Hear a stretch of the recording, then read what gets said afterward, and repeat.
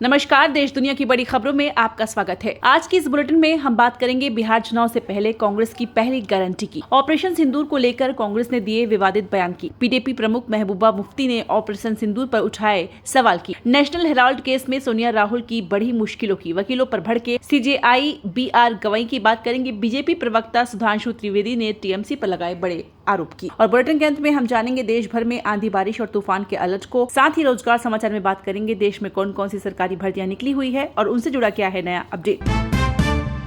बिहार चुनाव से पहले महिलाओं के लिए कांग्रेस की पहली गारंटी, सरकार बनने पर हर महीने 2500 रुपए देने का किया वादा। बिहार विधानसभा चुनाव से पहले कांग्रेस ने महिलाओं के लिए बड़ा चुनावी वादा किया है। कांग्रेस नेताओं ने पहली गारंटी का ऐलान करते हुए कहा कि महागठबंधन की सरकार बनने पर माई बहन मान योजना के तहत महिलाओं को हर महीने 2500 रुपए मिलेंगे। बिहार कांग्रेस अध्यक्ष राजेश कुमार ने कहा कि हम महिलाओं की आर्थिक सफलता के लिए तत्पर है।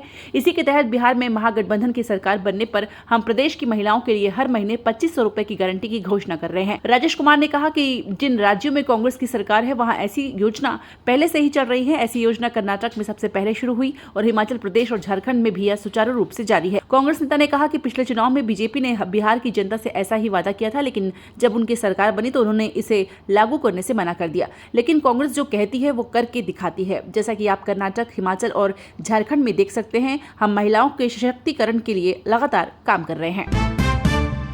ऑपरेशन सिंदूर का पहला डेलीगेशन विदेश रवाना, जिसमें 17 सांसद 9 देशों को बताएंगे। पहलगाम हमले में पाक समर्थित आतंकी संगठन शामिल था। ऑपरेशन सिंदूर का मकसद और पाकिस्तान का असल चेहरा दुनिया को बताने के लिए देश के 59 सांसदों को 33 देश भेजा जा रहा है। 59 सांसद 7 सर्वदलीय टीमों डेलीगेशन में बटे हैं। आज 2 डेलीगेशन रवाना हो गए हैं, जिनमें कुल 17 सांसद हैं। जेडीयू सांसद संजय झा की अगुवाई वाला पहला डेलीगेशन विदेश रवाना हो गया है, जबकि शिवसेना सांसद श्रीकांत शिंदे के नेतृत्व वाला डेलीगेशन रात 9 बजे जाएगा। 7 टीमों के साथ 8 पूर्व राजनयिक भी रहेंगे। विदेश सचिव विक्रम मिस्री ने बीते दिन सांसदों को इस पहल के बारे में ब्रीफिंग दी। सूत्रों के मुताबिक इसमें ऑपरेशन सिंदूर का बैकग्राउंड और डिप्लोमेटिक एवं सैन्य कार्रवाई के 5 बड़े संदेश इन 33 देशों तक पहुंचाने पर जोर दिया है। वक्फ एक्ट पर केंद्र बोला, सरकारी जमीन पर किसी का हक नहीं। सुप्रीम कोर्ट में कहा 100 साल पुरानी समस्या खत्म करने की कोशिश कर रहे हैं। वक्फ संशोधन एक्ट की वैधता को चुनौती देने वाली याचिकाओं पर सुप्रीम कोर्ट में लगातार दूसरे दिन भी हुई सुनवाई। केंद्र की तरफ से सॉलिसिटर जनरल तुषार मेहता ने कोर्ट से कहा कि हम एक बहुत पुरानी समस्या को खत्म कर रहे हैं, जिसकी शुरुआत 1923 में देखी गई थी। उन्होंने कहा कि सरकारी जमीन पर किसी का कोई हक नहीं हो सकता, चाहे वो वक्फ बाय यूजर के आधार पर ही क्यों ना हो। अगर कोई जमीन सरकारी है तो सरकार को पूरा अधिकार है कि वह उसे वापस ले ले, भले ही उसे वक्फ घोषित कर दिया गया हो। केंद्र ने यह भी कहा कि वक्फ एक धर्मनिरपेक्ष व्यवस्था है और यह कानून सिर्फ इसके प्रशासन और प्रबंधन को सुधारने के लिए लाया गया है। इसमें धार्मिक स्वतंत्रता पर कोई असर नहीं पड़ेगा। ईडी बोली, सोनिया राहुल के खिलाफ केस बनता है। अपराध की आय से 142 करोड़ रुपए कमाए। नेशनल हेराल्ड केस की अगली सुनवाई जुलाई में। कांग्रेस नेता सोनिया गांधी और राहुल गांधी से जुड़े नेशनल हेराल्ड मनी लॉन्ड्रिंग मामले में आज दिल्ली की राउज एवेन्यू कोर्ट में चौथी सुनवाई हुई। ईडी ने कोर्ट को बताया कि पहली नजर में सोनिया और राहुल के खिलाफ केस बनता है। दोनों ने अपराध की आय से 142 करोड़ रुपए कमाए हैं। ईडी की तरफ से पेश additional solicitor general S V Raju ने कहा कि आरोपी तब तक अपराध की आय का आनंद ले रहे थे, अब जब तक कि प्रवर्तन निदेशालय ने नवंबर 2023 में नेशनल हेराल्ड से जुड़ी 751.9 करोड़ रुपए की संपत्ति जब्त नहीं कर ली। ईडी की तरफ से दलीलें सुनने के बाद कोर्ट ने कहा कि इस मामले में 2 से 8 जुलाई तक रोजाना सुनवाई होगी। नेशनल हेराल्ड केस 2012 से चल रहा है, जब भाजपा नेता सुब्रमण्यम स्वामी ने सोनिया राहुल और उनकी सहयोगी कंपनियों से जुड़े लोगों के खिलाफ शिकायत की थी। जहां चाकू की जरूरत थी वहां आपने तलवार निकाल ली। महबूबा मुफ्ती ने ऑपरेशन सिंदूर पर उठाए सवाल। पीपुल्स डेमोक्रेटिक पार्टी के अध्यक्ष और पूर्व मुख्यमंत्री महबूबा मुफ्ती ने ऑपरेशन सिंदूर पर सवाल उठाते हुए कहा कि केंद्र सरकार को पहले ही राजनीतिक हस्तक्षेप और कूटनीतिक प्रयास करने चाहिए थे। युद्ध से क्या हासिल हुआ? पहलगाम के गुनहगार अभी तक नहीं पकड़े गए, लेकिन युद्ध में आम लोगों को बड़ा नुकसान हुआ। पूंछ के दौरा करने के बाद उन्होंने कहा कि यह युद्ध नागरिकों के बीच नहीं बल्कि 2 मुल्कों के बीच था। उन्होंने पाकिस्तानी गोलाबारी से प्रभावित नागरिकों को जो नुकसान हुआ है उसके लिए उन्हें युद्ध पीड़ित घोषित करने के साथ ही प्रत्येक प्रभावित परिवार को न्यूनतम 50 लाख रुपए मुआवजा दिया जाना चाहिए। महबूबा मुफ्ती ने कहा कि ऑपरेशन सिंदूर के मद्देनजर भारत द्वारा कूटनीतिक संपर्क एक अच्छा कदम है, लेकिन केंद्र को संसद सत्र बुलाना चाहिए था और सांसदों के साथ चर्चा करनी चाहिए थी। ऑपरेशन सिंदूर तो बहुत छोटा युद्ध है, खरगे का आरोप। पीएम मोदी ने नहीं की टूरिस्टों की जान की चिंता। पहलगाम आतंकी हमले को लेकर कांग्रेस अध्यक्ष मल्लिकार्जुन खड़गे ने मोदी सरकार पर निशाना साधा। वहीं उन्होंने ऑपरेशन सिंदूर को छोटा युद्ध बताया। कर्नाटक में समर्पण संकल्प रैली को संबोधित करते हुए कांग्रेस अध्यक्ष मल्लिकार्जुन खड़गे ने आरोप लगाया कि प्रधानमंत्री नरेंद्र मोदी ने पिछले महीने पहलगाम आतंकवादी हमले से 3 दिन पहले खुफिया रिपोर्ट मिलने के बाद अपना कश्मीर दौरा रद्द कर दिया था। खड़गे ने आरोप लगाया मुझे जानकारी मिली है कि हमले से 3 दिन पहले मोदी जी को एक खुफिया रिपोर्ट भेजी गई थी और इसलिए मोदी जी ने कश्मीर का अपना दौरा रद्द कर दिया। जब एक खुफिया रिपोर्ट में कहा गया है कि आपकी सुरक्षा के लिए वहां जाना उचित नहीं है, तो आपने लोगों की सुरक्षा के लिए अपनी सुरक्षा खुफिया स्थानीय पुलिस और सीमा बल को सूचित क्यों नहीं किया? इससे पहले कांग्रेस नेता राहुल गांधी ने विदेश मंत्री एस जयशंकर और केंद्र नरेंद्र मोदी सरकार पर सवाल उठाया था। छुट्टियों में वकील काम नहीं करना चाहते, सीजेआई बोले, लेकिन पेंडिंग मामलों का दोष न्यायपालिका पर। बीते 14 मई सुप्रीम कोर्ट के मुख्य न्यायाधीश के रूप में शपथ लेने वाले जस्टिस बी.आर. गवई ने सुप्रीम कोर्ट में लंबित मामलों पर चिंता जताते हुए वकीलों पर गंभीर आरोप लगाया है। सीजेआई गवई ने कहा कि वकील छुट्टियों के दौरान काम नहीं करना चाहते हैं, लेकिन लंबित मामलों के लिए कोर्ट को दोषी ठहराया जाता है। बता दें कि मुख्य न्यायाधीश बी.आर. गवई और जस्टिस ऑगस्टिन जॉर्ज मसीह की पीठ उस समय भड़क गई। उस दौरान सीजेआई गवई ने कहा 5 न्यायाधीश छुट्टियों के दौरान बैठे रहे हैं और काम करना जारी रख रहे हैं, फिर भी लंबित मामलों के लिए हमें दोषी ठहराया जाता है। असल में वकील ही छुट्टियों के दौरान काम नहीं करना चाहते हैं। गौरतलब है कि हाल ही में शीर्ष अदालत ने एक अधिसूचना जारी की है, जिसके तहत जजों की पीठ आगामी ग्रीष्मकालीन अवकाश के दौरान काम भी करेगी। 26 मई से 13 जुलाई तक चलने वाली अवधि को पार्शियल कोर्ट वर्किंग डेज का नाम दिया गया है।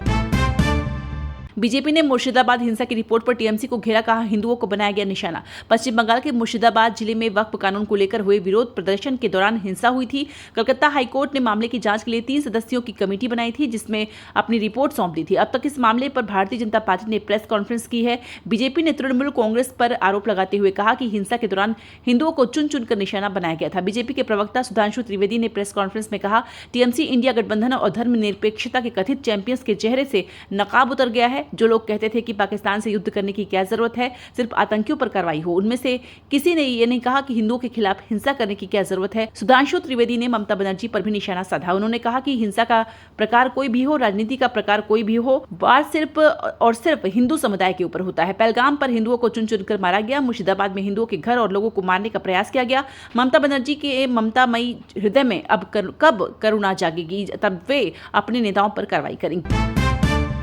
मल्लिकार्जुन खड़गे के ऑपरेशन सिंदूर पर दिए स्मॉल वार वाले बयान पर रामदास अठावले का पलटवार। बोले, अगर ऑपरेशन सिंदूर छोटा है तो बड़ा ऑपरेशन कौन सा है? कांग्रेस अध्यक्ष मल्लिकार्जुन खड़गे ने ऑपरेशन सिंदूर पर दिए स्मॉल वार वाले बयान को लेकर बीजेपी हमलावार हो गई है। बीजेपी का आरोप है कि कांग्रेस अध्यक्ष ने सेना के शौर्य का अपमान किया है। वहीं अब इंडिया के सहयोगी दल रिपब्लिकन पार्टी ऑफ इंडिया और केंद्रीय मंत्री रामदास अठावले ने निशाना साधा है। उन्होंने पत्रकारों के सवाल का जवाब देते हुए कहा, जो मल्लिकार्जुन खड़गे कह रहे हैं वो सही नहीं है। ऑपरेशन सिंदूर छोटा ऑपरेशन नहीं था। पीएम मोदी ने ऐलान किया था कि हम आतंकवाद को खत्म करेंगे। ऑपरेशन सिंदूर के तहत आतंकी ठिकानों को तबाह किया गया। 100 से ज्यादा आतंकी मारे गए। आतंकवादियों को सपोर्ट करने वाले अनेक लोगों को सबक सिखाया है। रामदास अठावले ने कहा, पाकिस्तान के साथ एक बार आर पार की लड़ाई होनी चाहिए। पीओके को भारत में लेना चाहिए और पाकिस्तान को सबक सिखाना चाहिए। वायुसेना, नौसेना और थल सेना की यह कार्रवाई देश के लिए गर्व की बात है। हमारे सैनिकों की वीरता और साहस ने पूरे देश का सिर ऊंचा किया है। गुजरात में कोरोना के 7 नए केस आए सामने। देश में एक्टिव केसों की संख्या 257 पहुंची। केरल में सबसे ज्यादा 95 पॉजिटिव मामले। कोरोना वायरस के मामले में एक बार फिर से बढ़ रहे हैं। गुजरात के अहमदाबाद में 7 नए पॉजिटिव केस सामने आए हैं। इनमें 2 साल की बच्ची और 72 साल के एक बुजुर्ग भी शामिल है। फिलहाल इन्हें होम आइसोलेशन में रखा गया है। देश में कोरोना एक्टिव केसों की कुल संख्या 257 पहुंच गई है। केरल में सबसे ज्यादा 95 पॉजिटिव केस है। वहीं तमिलनाडु में 66, महाराष्ट्र में 56 और कर्नाटक में 13 एक्टिव मामले हैं। वहीं मुंबई के केईएम अस्पताल में 2 कोविड पॉजिटिव मरीजों की मौत हुई है। भारत में अभी कोरोना की कोई बड़ी लहर नहीं दिख रही है। स्वास्थ्य और परिवार कल्याण मंत्रालय के मुताबिक भारत में कोविड-19 की स्थिति अभी कंट्रोल में है। मुंबई में डॉक्टरों ने और भी हल्के लक्षणों वाले मामले देखे हैं, खासकर युवाओं में, लेकिन नई लहर की कोई जानकारी नहीं मिली है। भारतीय हेल्थ एक्सपर्ट्स ने पड़ोसी देशों में बढ़ते मामलों को देखते हुए सावधानी बरतने और वैक्सीन लेने की सलाह दी है। विदेशी ताकतों के नियंत्रण से बाहर होगा भारत का पेट्रोलियम उत्पाद। $10 अरब लगाकर सरकार खरीदेगी 112 नए टैंकर।